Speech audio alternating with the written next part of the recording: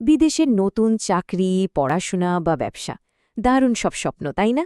কিন্তু জানেন কি, এই স্বপ্নের পথে ছোট্ট একটা বাধা আছে, যা অনেকেই খেয়াল করেন না।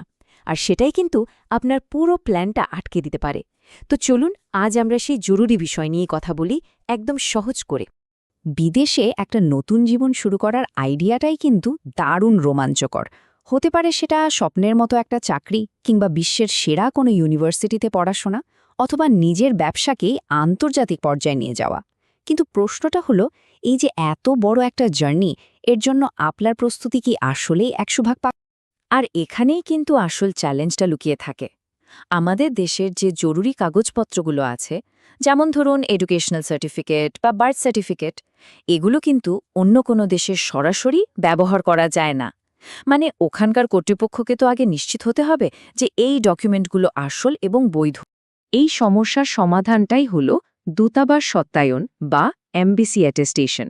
ভাবছেন এটা আবার কি জিনিস? চলুন না একদম সহজভাবে জেনে নিই কিভাবে এই প্রক্রিয়াটা আপনার সাধারণ কাগজপত্রকে একটা ইন্টারন্যাশনাল পাওয়ার দেয়।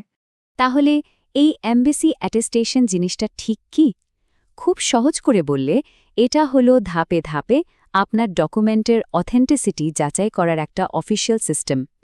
এই পুরো প্রক্রিয়াটা শেষ হওয়ার পরেই আপনার ডকুমেন্টটা অন্য একটা দেশে লিগ্যালি অ্যাকসেপ্টেড হয়। মানে বিদেশি সরকার বা সংস্থা তখন পুরোপুরি নিশ্চিত যে আপনি যা জমা দিয়েছেন তা 100 ভাগ খাঁটি। ব্যাপারটাকে আরও সহজ করে বুঝতে চান? আচ্ছা, তাহলে এভাবে ভাবুন। এই অ্যাটেস্টেশন হলো আপনার কাগজপত্রের পাসপোর্ট।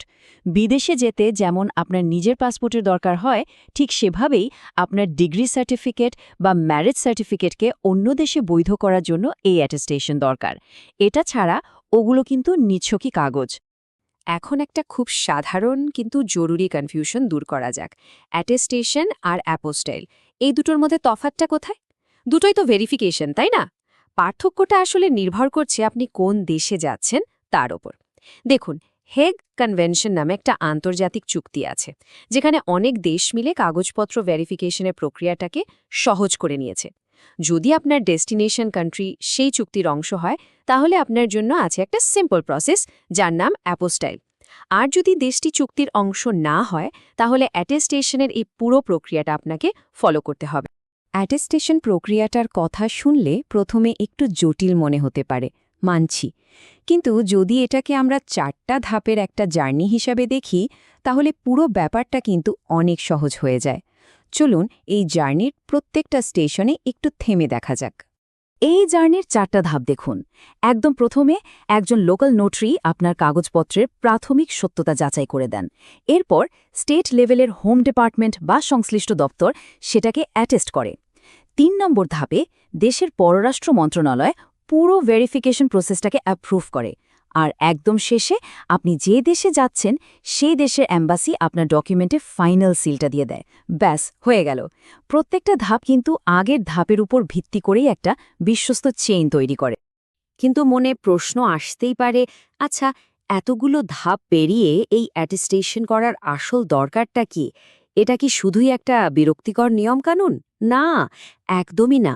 এর গুরুত্ব কিন্তু একটা সই বা স্ট্যাম্পের চেয়ে অনেক অনেক বেশি। দেখুন, এর প্রধান উদ্দেশ্য হল আপনার ডকুমেন্টের অথেন্টিসিটি আর আপনার ক্রেডিবিলিটি প্রমাণ করা। এটা শুধু জালিয়াতি আটকায় না, বরং বিদেশি কর্তৃপক্ষকে একটা মেসেজ দেয় যে আপনি সৎ উদ্দেশ্য নিয়েই সেখানে যাচ্ছেন। চাকরি, পড়াশোনা, ব্যবসা বা রেসিডেন্সি ভিসা যাই হোক না কেন, প্রায় সব ক্ষেত্রেই এটা একটা মাস্ট হ্যাভ শর্ত।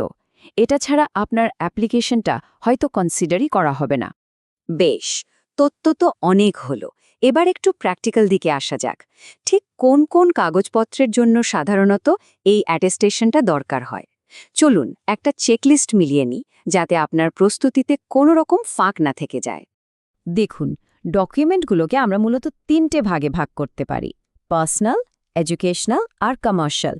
আপনার ব্যক্তিগত জীবনের ডকুমেন্ট যেমন বার্থ বা ম্যারেজ সার্টিফিকেট, আপনার পড়াশোনার প্রমাণ যেমন ডিগ্রি বা ডিপ্লোমা, এমনকি ব্যবসার জন্য জরুরি ইনভয়েস বা কোম্পানির রেজিস্ট্রেশন পেপার, সব কিছুরই কিন্তু অ্যাটেস্টেশন লাগতে পারে। এটা আসলে পুরোপুরি নির্ভর করছে আপনার প্রয়োজন আর আপনি যে দেশে যাচ্ছেন সেখানকার আইনের ওপর। এখানে একটা বিষয় কিন্তু বিশেষভাবে মাথায় রাখতে হবে, যেটা কোনোভাবেই ইগনোর করা যাবে না। আপনার সব ডকুমেন্ট কিন্তু অরিজিনাল হতে হবে এবং সেগুলোর কন্ডিশন একদম নিখুঁত থাকতে হবে। সামান্য ছেঁড়া, দাগ বা কোনো রকম ড্যামেজ থাকলেই কিন্তু আপনার অ্যাপ্লিকেশনটা সঙ্গে সঙ্গে বাতিল হয়ে যেতে পারে। তাই কাজ শুরু করার আগেই কাগজপত্রগুলো ভালোভাবে চেক করে নিন। ভাবছেন এই পুরো প্রক্রিয়াটা শেষ হতে কতদিন লাগতে পারে? সাধারণত 7 থেকে 15 কর্মদিবস। তবে মনে রাখবেন, এটা কিন্তু নির্ভর করে আপনি কোন দেশে যাচ্ছেন বা কোন ধরনের ডকুমেন্ট অ্যাটেস্ট করছেন তার উপর। তাই হাতে যথেষ্ট সময় নিয়ে প্ল্যান করাটাই কিন্তু স্মার্ট মুভ। শেষ মুহূর্তের জন্য অপেক্ষা করা একদমই ঠিক হবে না। আর খরচের ব্যাপারটাও কিন্তু ফিক্সড নয়। কোন দেশের অ্যাম্বাসিতে যাচ্ছেন, আপনার ডকুমেন্টটা পার্সোনাল নাকি কমার্শিয়াল, কতটা আর্জেন্ট আপনার কাজটা করা দরকার, এমনকি ডকুমেন্টটা কোথা থেকে ইস্যু হয়েছে, এই সব কিছুর উপর নির্ভর করে খরচটা কিন্তু কম বেশি হতে পারে। তাই সবচেয়ে জরুরি হলো আগে থেকে সবকিছু জেনে বুঝে একটা বাজেট প্ল্যান করে ফেলা। তাহলে এবার নিশ্চয়ই বোঝা গেল যে দূতাবাস সত্যায়ন আসলে কোনো জটিল বা ভয়ের ব্যাপার নয়, বরং এটা হলো বিশ্বমঞ্চে আপনার আর আপনার যোগ্যতা ঢোকার চাবিকাঠি। এই প্রক্রিয়াটা শেষ করার পরে আপনার ডকুমেন্টগুলো আন্তর্জাতিকভাবে পাওয়ারফুল হয়ে ওঠে। তো এখন আসল প্রশ্ন হলো, আপনার ডকুমেন্টগুলো তো বিশ্বের জন্য রেডি হয়ে গেল, আপনি কি আপনার জীবনের এই নতুন অধ্যায়ের জন্য প্রস্তুত?